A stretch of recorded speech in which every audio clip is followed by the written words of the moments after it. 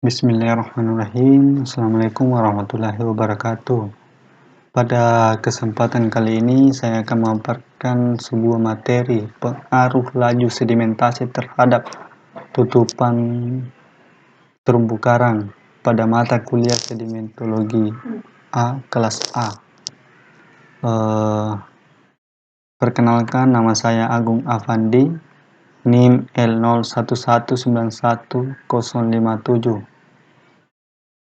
Baik, pada materi kali ini, terumbu karang itu merupakan salah satu hewan avertebrata yang mendiami ekosistem dengan menyimpang berbagai biota dan yang paling produktif di perairan.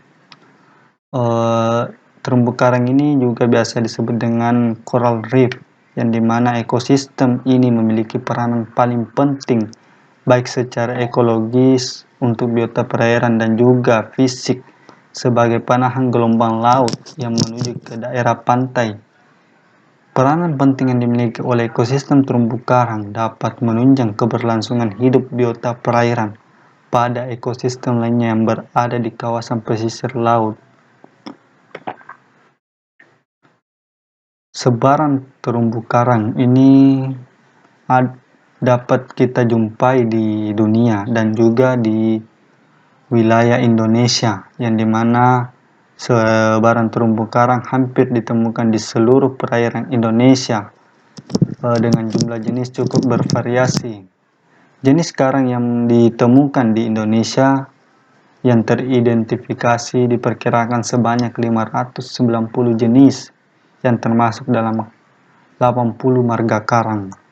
Salah satu sebaran karang yang banyak ditemukan adalah di perairan Samudra Pasifik karena dipengaruhi oleh pola arus yang mengalir secara terus-menerus dari Samudra Pasifik ke Samudra Hindia, yang lebih dikenal dengan arus lintas Indonesia. Pada pulau atau perairan Pulau Morotai diketahui sebagai salah satu kawasan yang termasuk dalam klasifikasi terumbu karang Indo-Pasifik dan juga sebagai jalur kawasan segitiga terumbu karang dunia. Kondisi terumbu karang di perairan Pulau Morotai relatif lebih baik dengan tutupan karang berkisar 17 hingga 84,70% yang didominasi oleh karang acropora dan karang non-acropora.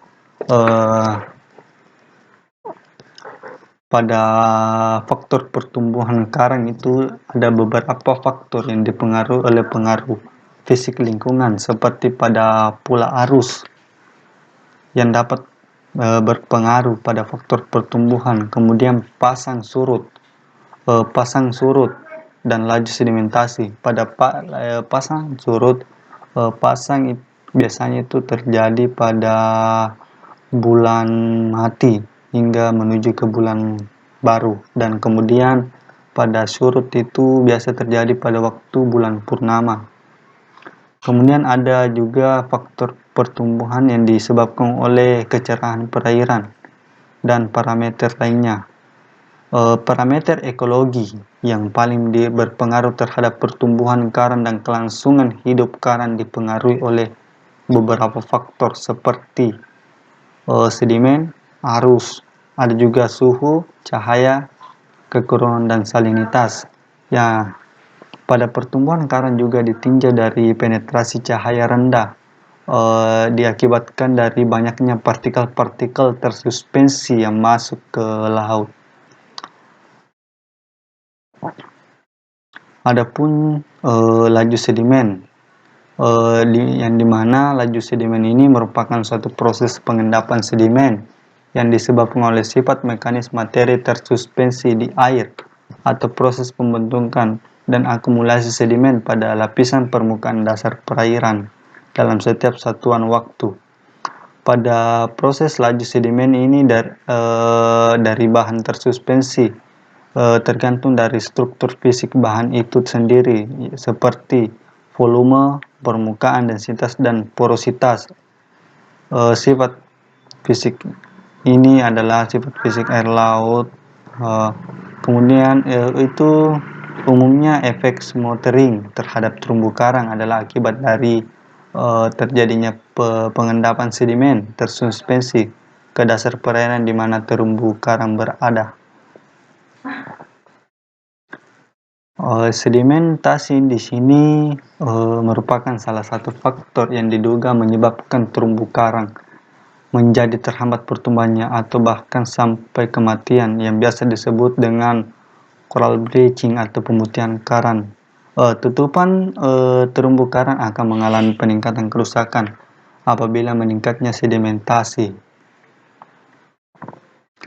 Adapun jenis sedimentasi, ada beberapa jenis sedimentasi di sini ya, seperti fraksi lumpur kasar sampai halus, sehingga laju sedimentasi sangat tinggi dan dapat mematikan polip karang dan mempengaruhi tutupan karang hidup. Ada juga substrat pasir kasar, kemudian ada juga substrat perairan yang berlumpur. Inilah tiga jenis sedimentasi pada terumbu karang. Tutupan karang di sini dapat kita lihat pada tabel kategori persen tutupan karang, yang dimana persen tutupan karang di sini memiliki nilai dan kategori, yang dimana pada kategori pertama itu 0 hingga 24,9% itu dikategorikan buruk, kemudian 25,49,9% itu dikategorikan sebagai sedang. Selanjutnya 50,74,9% itu dikategorikan baik, tutupan karang yang baik, dan selanjutnya 75 hingga 100% itu dikatakan sangat baik. Untuk mendapatkan hasil atau kategori persen tutupan karang ini dapat kita hitung menggunakan rumus persen tutupan, yang dimana total panjang kategori dibagi dengan total transek, kemudian hasil tersebut dikalikan dengan 100% sehingga mendapatkan hasil persen tutupan. Kemudian dari pemaparan materi yang saya sampaikan tadi, saya menarik kesimpulan dari materi yang saya sampaikan, yaitu persentase tutupan karang hidup berada pada kisaran 10,8% hingga 20,52%. Nilai tersebut menunjukkan kondisi terumbu karang di perairan desa Daruba dan area perairan pembangunan reklamasi kota Daruba termasuk dalam kategori yang buruk yang dapat kita lihat pada tabel tadi. Sedangkan laju sedimentasi di perairan area reklamasi kota Daruba, Sulawesi, di daerah Daruba itu sebesar 307,34 hingga 492,27 gram per cm persegi per hari. Itulah materi yang dapat saya sampaikan pada kesempatan kali ini. Lebih kurangnya mohon dimaafkan. Wabillahi taufiq wal hidayah. Assalamualaikum warahmatullahi wabarakatuh.